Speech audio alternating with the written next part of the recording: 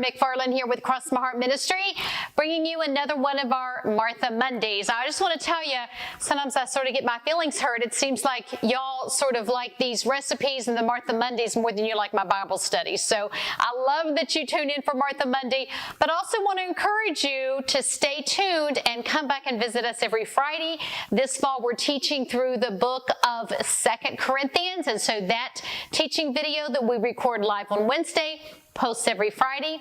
And then also coming up in November, something to look forward to, we're going to be doing a Christmas Bible study for the first time ever. I'm excited about that. It will be a 5-week study that we're calling The Characters of Christmas. Now, before I get to today's recipe, I want to mention one more thing, and that is to highlight our monthly free downloads. If you're a regular subscriber, you're probably familiar with these, but just in case this is new to you, these are free publications every single month. We call these our Mary Martha tools. So the Martha is getting it done, figuring out how to manage home and hearth and get all those things done. And what we do with our do-it list is try to take the thinking out of it so that the thinking has been done and all you need to do is get after it. Check the boxes, spend about 15 minutes a day. Just try to do what you can. Don't put a lot of pressure on yourself. And in a matter of days, you'll begin to see your home transformed. This is not an end in itself. You've heard me say that many times. The goal here is to try to manage those things that are our job so that we can get to the more important goals of hospitality, loving our family well, doing the things that God is calling us to do.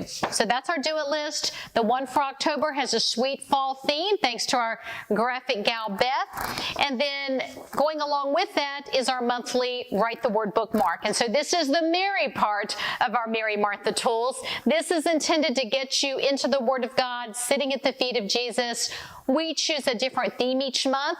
This fall, for October and November, we're focusing on the fruit of the Spirit. Fall seemed a good time to do that. And so the way this works is you just look up the verse for the day, write that out, and you will find that as you write the word, you will see things that you don't normally see just from reading the word. I've got a whole 2-hour workshop. I would love to come to your church and present on what writing the word is all about.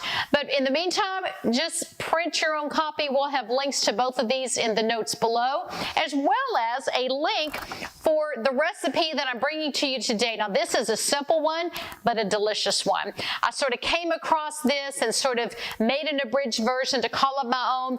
But today we're making everything bagels. They're super easy. It's a little recipe. It only makes 4 bagels. So it's really perfect for Kevin and me now that we're in this empty nest stage. But if you want to double it and make 8, you can do it. Now, best of all, not only is it easy with just a handful of ingredients, but it's also very healthy because it uses Greek yogurt in the recipe. So without further ado, let's just get right to it. I have made a couple so you can see what they look like, and they do indeed look yummy. I'm going to hold one of these up so that you can get a look at it. They look great, and they're just as delicious as they look. And because they're sort of low-cal and healthy, if you are a Weight Watcher or you keep up with Weight Watchers, they are only 3 points on the Weight Watcher scale. So if you want to cut them in half and have half of one, that's 1.5 points. How could it be any better than that? Okay, so the first thing I want to do is preheat my oven to 350 degrees. So I want to get that done so they're ready to go as soon as we have things mixed in. And so let's just jump right to it. We're going to begin with 1 cup of flour. And I'm using all-purpose flour here. And then we're going to add the baking powder and the salt to top that off. And it's just 1 cup. Again, as I said before, we're only making 4 bagels, so it doesn't take a lot. Then we're going to drop in 1.5 teaspoons of baking powder. I've got a little adjustable measuring spoon here that makes that super easy. So there's 1.5 teaspoons of baking powder.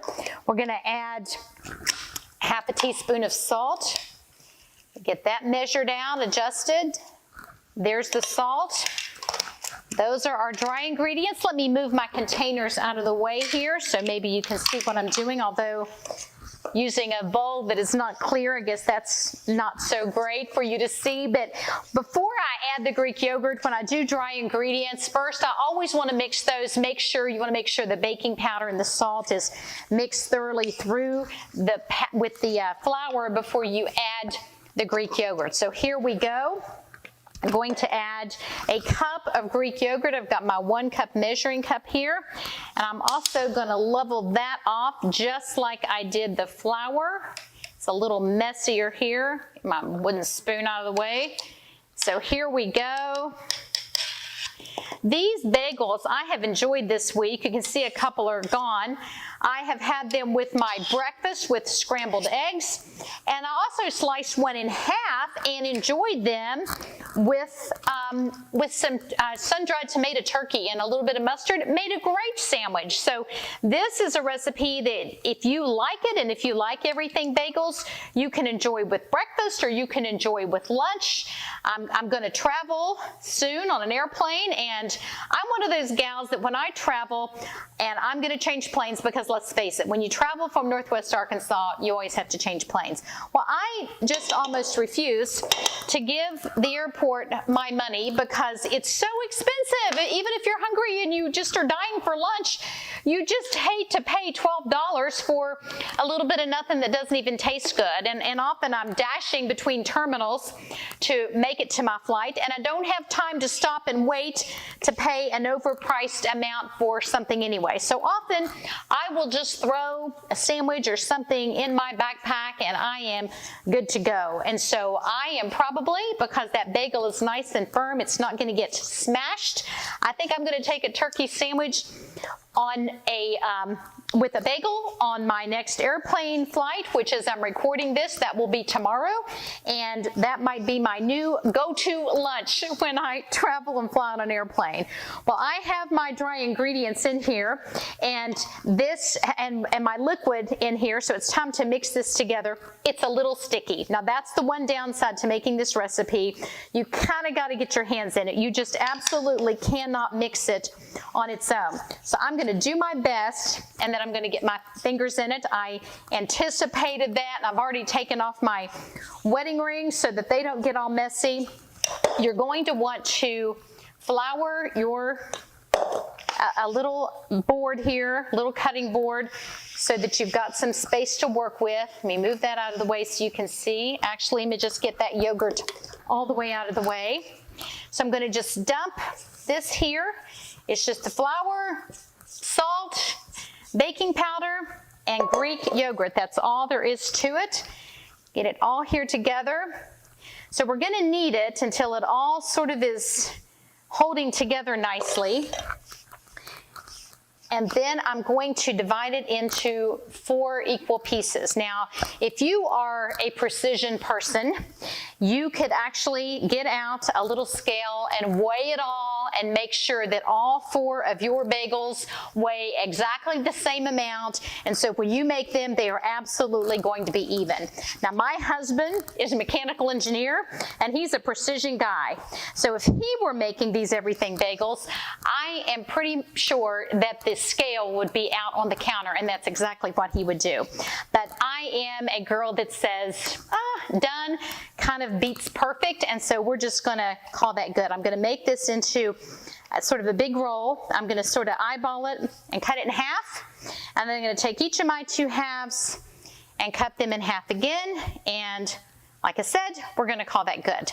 And so now I'm going to get just a little more dough because it's getting sticky on me again. I'm going to sort of spread that out a little bit.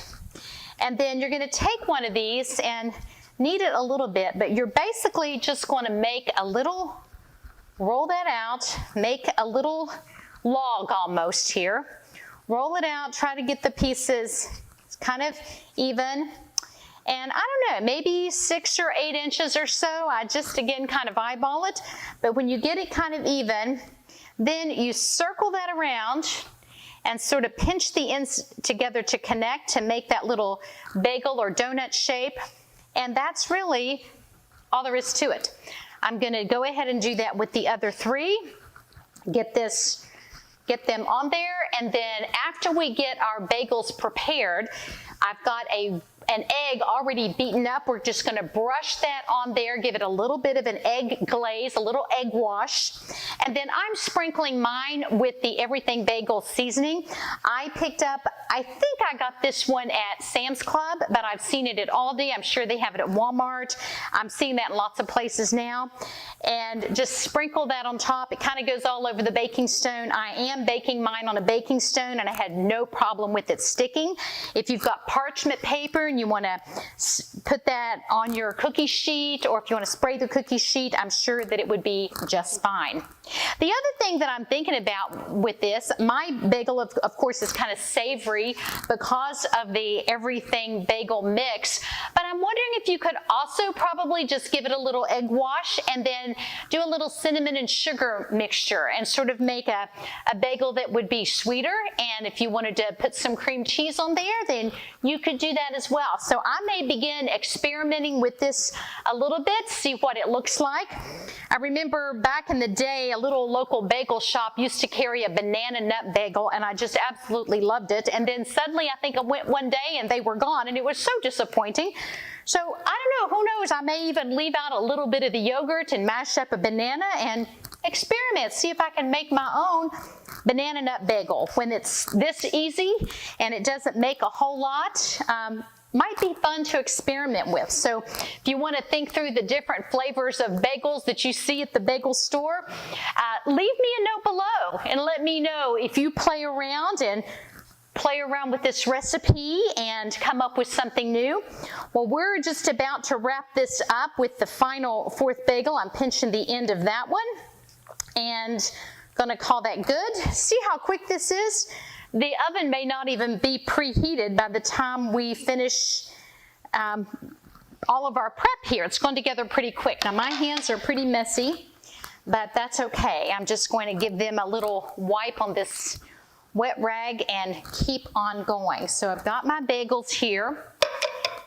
Here's my egg wash. I went ahead and whipped all that together a little bit, and we're just going to paint each bagel. You're going to need a little pastry brush, but paint each of those with the egg glaze. Now, do have the oven preheating at 350. We're going to bake these for 23 minutes, but again, everybody's oven is a little different, so you're going to want to watch these and test yours and look at them and make sure if they're looking kind of done. Oh, the oven is preheated. Good timing. There it goes. So after I get these washed and put this on, we're going to stick it in the oven for 23 minutes, and that seemed to be about perfect on my oven when I did my test run yesterday. And then you do something interesting. You turn the oven all the way up to 500 degrees. It's very rare that I've turned my oven up to that high of a temperature. And I don't even wait for it to preheat. I set the timer for 2 minutes, and I don't even think it got all the way up to 500 in those 2 minutes, but it was just enough to let the bagels get that kind of lovely brown look on the top, because at 23 minutes at 350, they didn't have that golden brown that you sort of want. So I'm just gonna throw these on here, get the seasoning on all 4 of them, and we're gonna pop them in the oven, and they're going to smell delicious, they're going to taste delicious, and I can say that with confidence because I did my first batch yesterday. Look how quick that went together. You could do these tomorrow morning early, even before breakfast, and serve your family, surprise them with homemade bagels. I have seen a little bagel mold, a little silicone mold that you can buy, sort of like a muffin pan, and some people do that. But why spend the money on that when all you need to do is roll it out, pinch the ends together, and there you go. Well, I hope that you will give our Everything Bagel a try. They are yummy, they're delicious. Leave us a note below. Let us know if you try it, and if you also decide to experiment with the recipe a little bit. So thanks for spending part of your day with us. For Across My Heart Ministry, I'm Laurie McFarland, here to present to you the Everything Bagel. Hope you'll give it a try. Happy fall, friends.